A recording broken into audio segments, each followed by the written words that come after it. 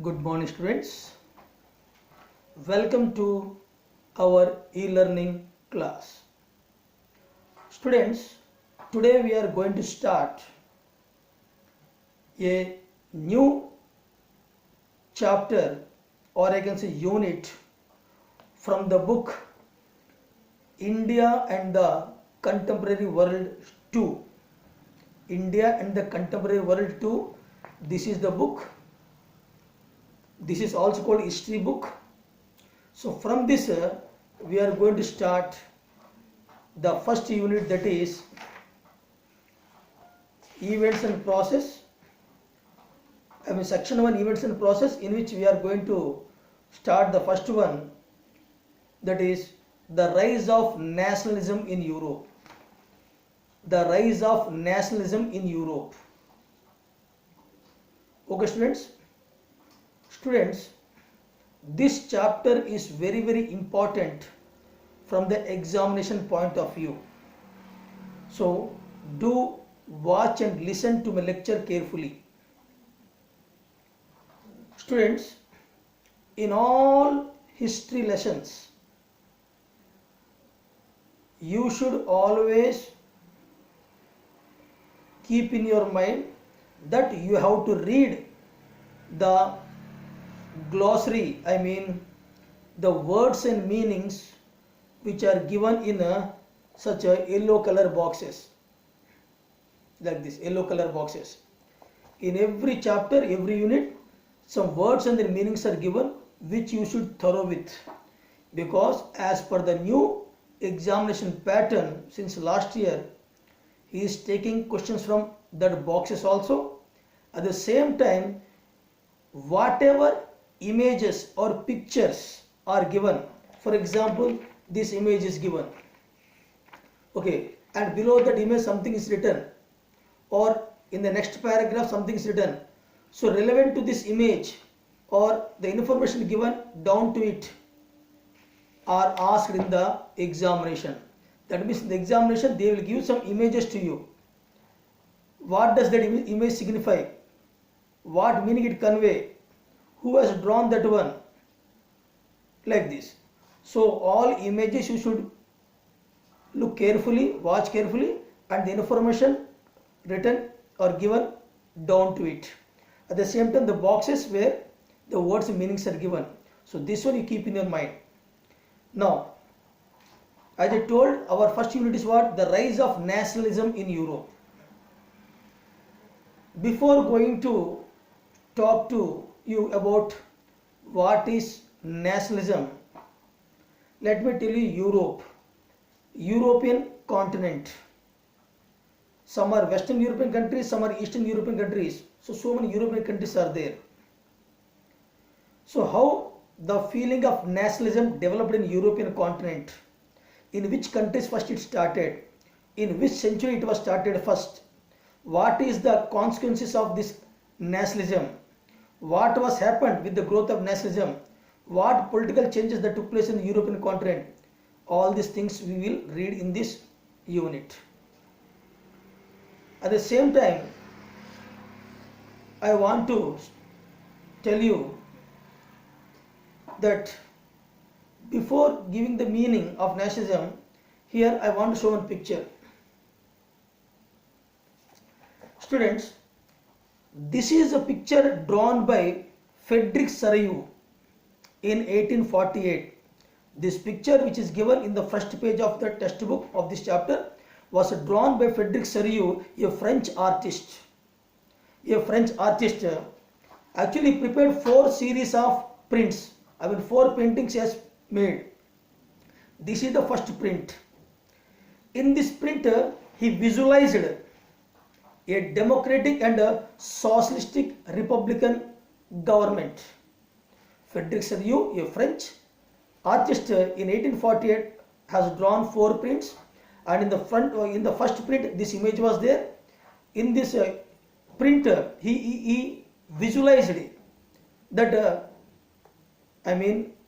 there should be, or there may be, or he wants to have a democratic and a social republics.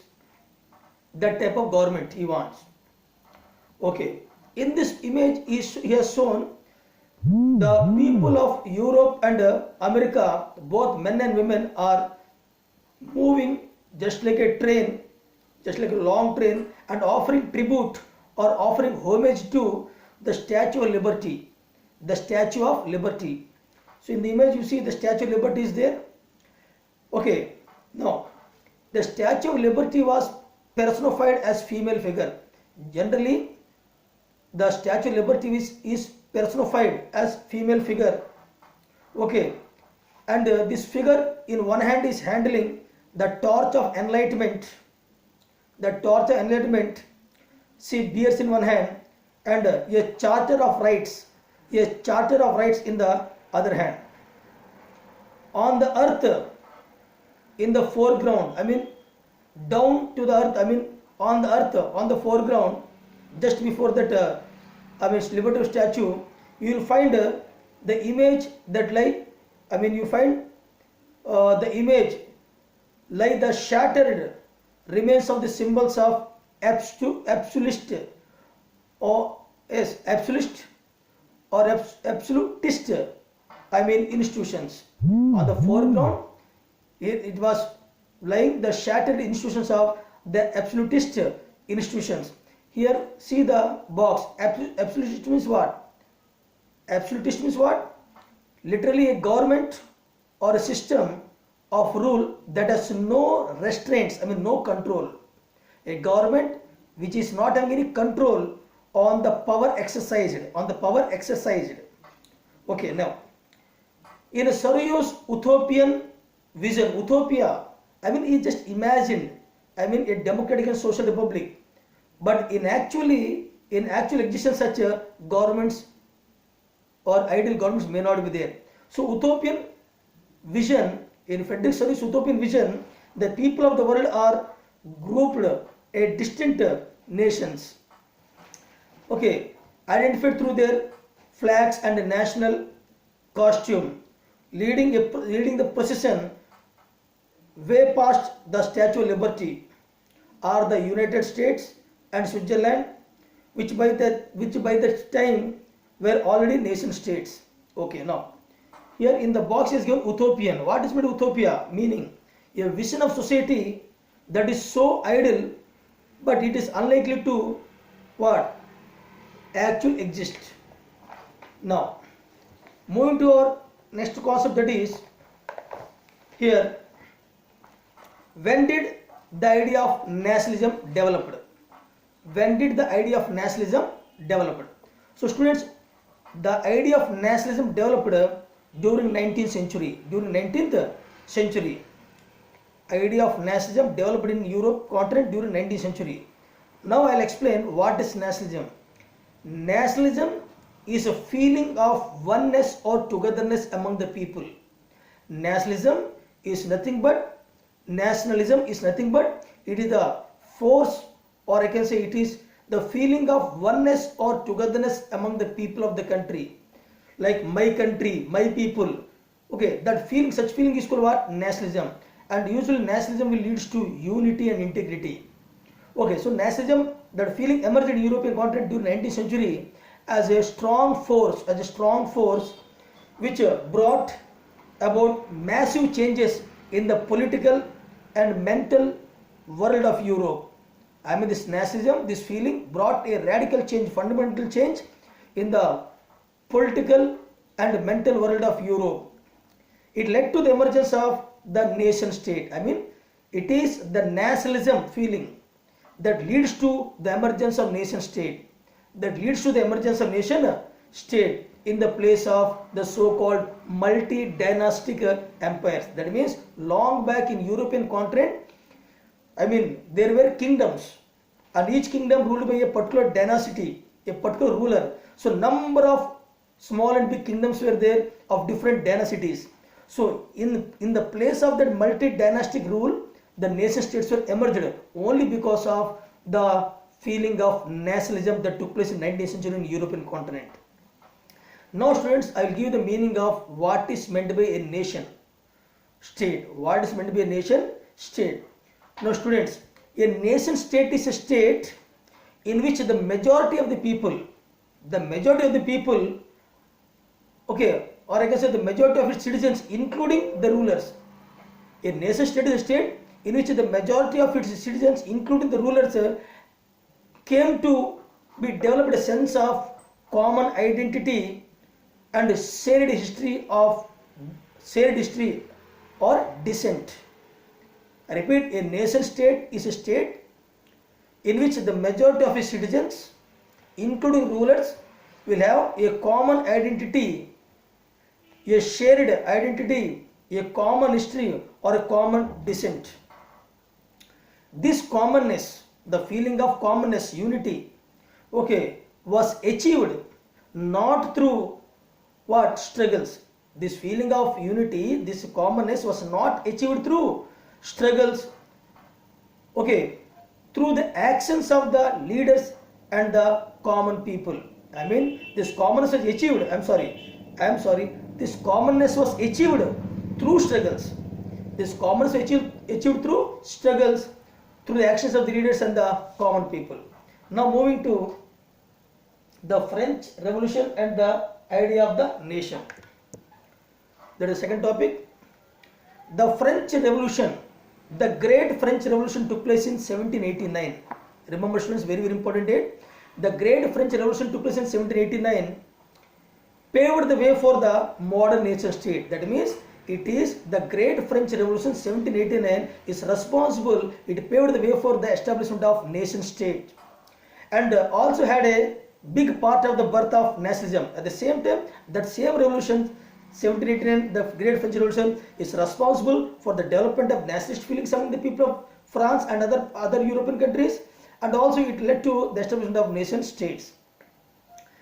French revolutionaries, I mean the people who carry out the revolutions, the French revolutionaries questioned the old monarchical order. The revolutionaries, they don't want the old monarchical system, the absolutist system, etc., and encouraged the development of popular nationalism. They opposed monarchical system and they promoted nationalism. Who? Revolutionaries, which was committed to redrawing the political map of the Europe or political map of the European continent. Now, the idea of la patrie and la citoyen. The idea of la patrie and la citoyen. So, here what is the meaning of la patrie and la citoyen? This can be asked in the board exam, students, so listen carefully. From the very beginning, the French revolutionaries introduced various measures and practices that could create a sense of collective identity. From the very beginning, the French revolutionaries, they used certain measures, or I can say practices, to develop the sense of unity, the sense of feeling among the common feeling among the people, okay, or collective identity among the people. So like the idea of la patrie and la citoyen. Here la patrie means the fatherland. La patrie means what? The fatherland. And la citoyen means what? The citizen. So la patrie, the fatherland, la citoyen means the citizen. Okay, these two words helps in promoting the common identity, or I can say collective identity among the people. It is one of the practice or measures that was adopted by the revolutionaries in the very first of the French Revolution. These ideas emphasized the nation of the united community enjoying equal rights under a constitution. A new French flag, the tricolor flag. Tri means what? Three color. A new French flag, that's a tricolor flag, was chosen to replace the former royal standard flag. I mean earlier the kingdoms having their own flags, but all the revolutionaries, they rejected the royal flag, and in that place they introduced a tricolor flag, which is the symbol of the revolution. The tricolor flag, which is called the symbol of the revolution. Next one, the centralized administrative system. What is meant by the centralized administrative system?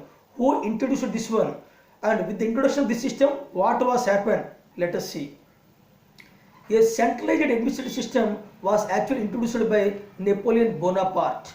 Here Napoleon Bonaparte is the ruler of France. Later he became the dictator of France. Okay, but actually he was not born there. He was born in one island called Corsica. Corsica is one of the island in Mediterranean Sea.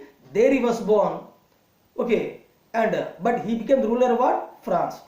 So a centralized administrative system was introduced by Napoleon was put in the place, and it formulated uniform laws.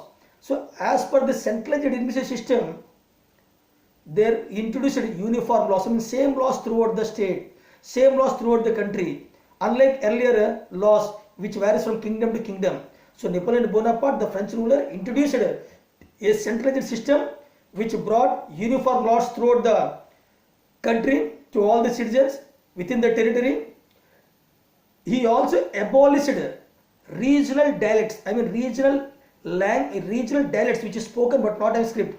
Regional dialects, he opposed regional dialects, and I can say he discouraged the regional dialects, and the French became the common language. That means Napoleon Bonaparte, he abolished all the regional languages, regional dialects, and encouraged the French language as the national language of France, and it brought uniform laws throughout the country. Okay, and this French language is spoken in France and also in Paris. Now, when the news of the events in France reached different states of Europe, I mean whatever changes that were brought by Napoleon Bonaparte in France, this news spread to the other countries of the Europe, other nations of the Europe continent. That means this news inspired the people of other nations also to do the same thing, to revolt against their old monarchical rule, old kingdoms, old multi-dynastic rules, and desired to establish a democratic republican government. So, when the news of the events in France reached the different states of Europe, then what happened? Students and other members of the educated middle class, students and other educated members of the middle class began setting up Jacobean clubs. Jacobean clubs are set up by students and middle class people. Jacobean clubs are started by students and middle class people, and through these Jacobean clubs, they led the revolutions against their monarchical rule, the king's rule, or the old, a form of rule which is rejected, and they want a republican form of government in its place. With the outbreak of the revolutionary wars, the French armies spread the idea of nationalism abroad. Napoleon instructed his army to go and spread the feeling of nationalism in other parts of Europe or other states which were at that time were under the control of Napoleon Bonaparte.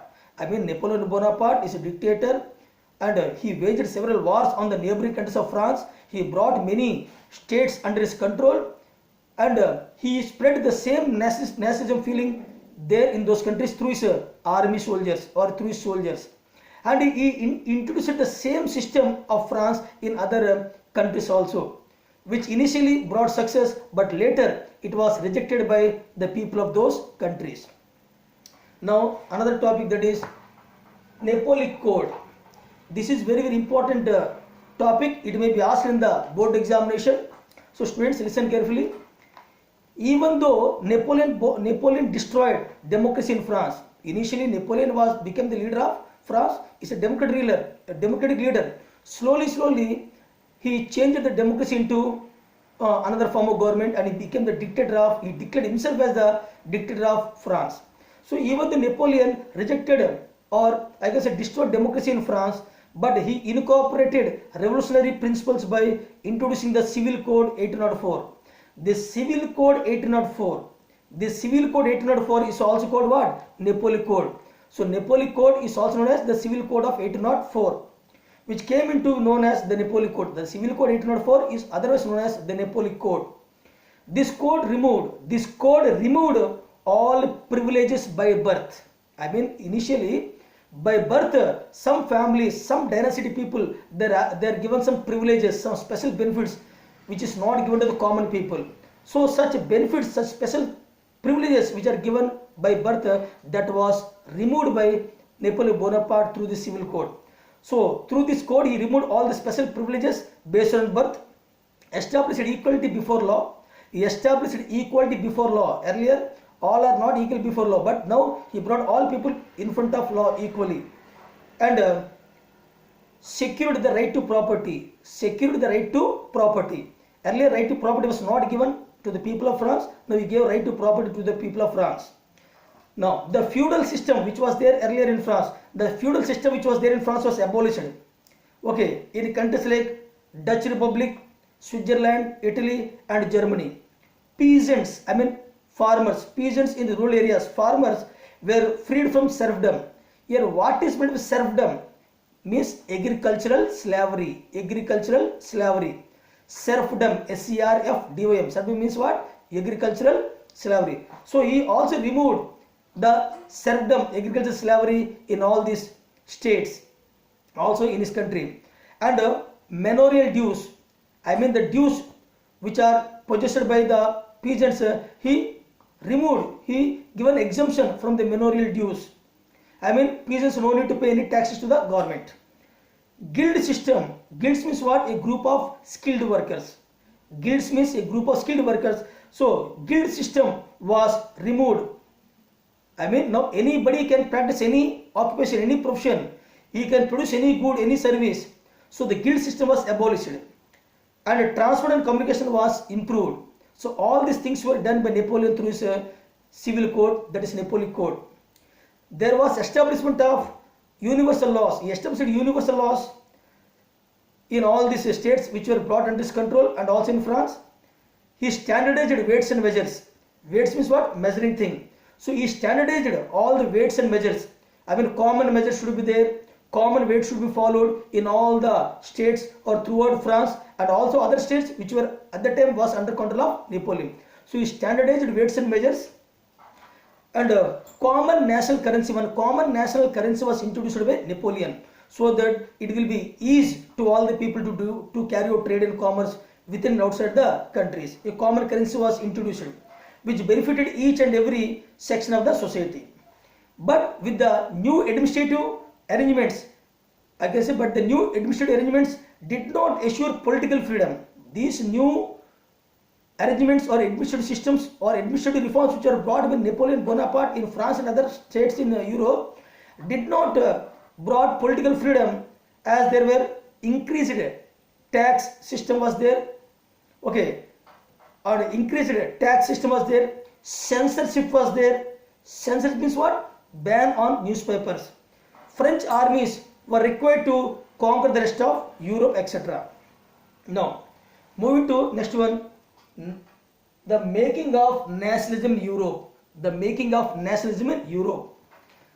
Yes, the making of nationalism in Europe. If you look at the map of mid 18th century of Europe, you will find that there were no nation states. I mean, in 18th century there were, or mid of 18th century there were no nation states like today. Now, what we know was Germany, Italy, Switzerland were divided into number of kingdoms. Earlier they were not nation states. Each, Germany, Italy, Switzerland, these were divided into number of small and big kingdoms. And there was always a rivalry among all these kingdoms to hold supremacy on each other. Okay. And the rulers were having autonomous territories. Each kingdom is having its own territory. They were quarreling. There were political conflicts. Kings conquering the neighboring states. That means by mid-18th century there were no nation states. The countries like Germany, Italy and Switzerland, which are nation states today, they were not nation states earlier.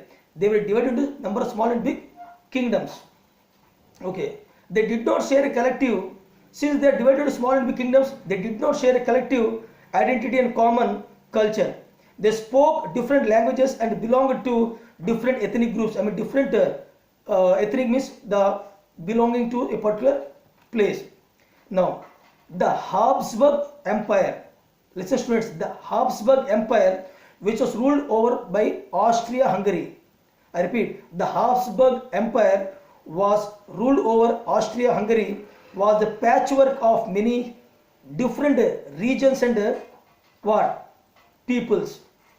That means the Habsburg Empire was ruled over by Austria and Hungary.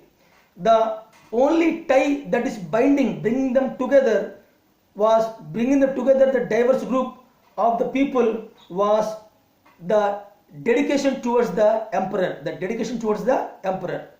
Even though there were many differences, several factors that led to the rise of what? Nation states.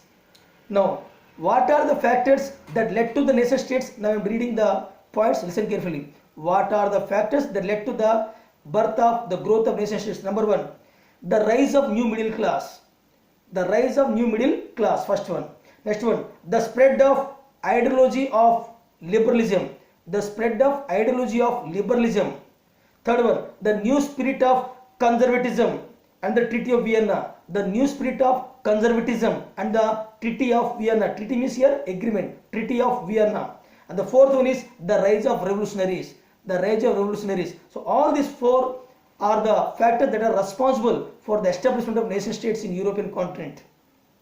Next one, aristocracy and new middle class. Aristocracy and new middle class. Social, now listen students, it may be asked in the board examination, whom you call aristocracy, what is their occupation, okay, I mean their power, their prestige, their families. Let us read that one. So socially and politically, a landed aristocracy was the dominant class in the continent of Europe. I mean, there is a class of people who are socially and politically, okay, they are dominating the Europe continent because they possessed vast estates of land. Socially and politically, a landed aristocracy class was the dominant class in Europe continent at that time. They owned estates, I mean, they owned land estates and property both in countryside and also in the town houses. They had land estates both in countryside and town side. They spoke French. This aristocracy class always spoke French, and their families were connected by the use of marriage. Their families are connected by the ties of marriage. I mean, they married within their, class only. The majority of the population were peasants.